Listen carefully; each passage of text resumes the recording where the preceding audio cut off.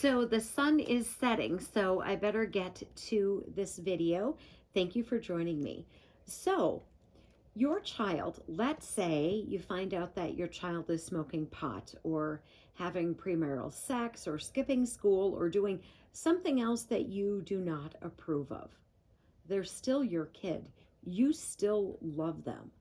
So I wanted to use that as an example because for whatever reason, people get really hung up on the fact that Israel isn't perfect and that there's much sin that goes on over there. As if Israel sinning would make God change his mind and not keep his word. So we're going to talk about that today in our time together. So as I mentioned, the example with your child. So your child might be behaving in a not appropriate way, but they're still your kid. You still love them. God will still keep his word despite what goes on over there. I understand there's a bunch of things that are not appropriate, and there's a whole bunch of sexual sins and a whole bunch of things that are going on over there in that country, as if because they're special to God and most of the Bible is all about them, that means they shouldn't sin. So this country sins, we still sin. So for whatever reason, people think because Israel is not behaving appropriately, that somehow that means God doesn't love them. I don't understand the connection there. I don't understand why people think that their behavior should be perfect and that they are worse than us. I don't understand that. But I've got a bunch of passages we're going to look at. So keep in mind that scripturally, Israel is not the elect. Now, you maybe have heard that, but they're not. So according to Romans 11:7, it says this: "What then? Israel has not obtained what it seeks, but the elect have obtained it, and the rest were blinded."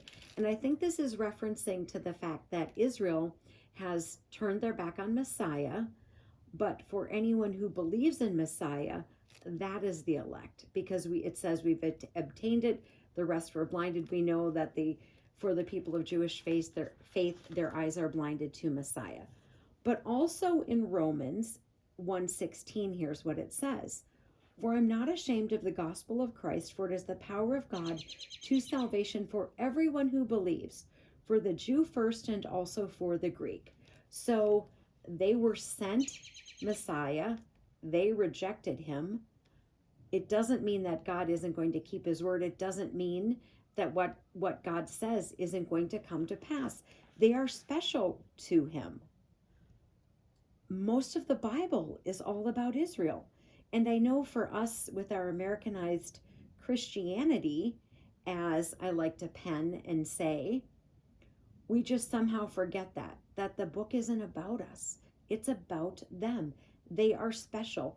Deuteronomy 32 verse 10 says this: "He found him in a desert land, and in the wasteland a howling wilderness. He encircled him, he entrusted him. He kept him as the apple of his eye."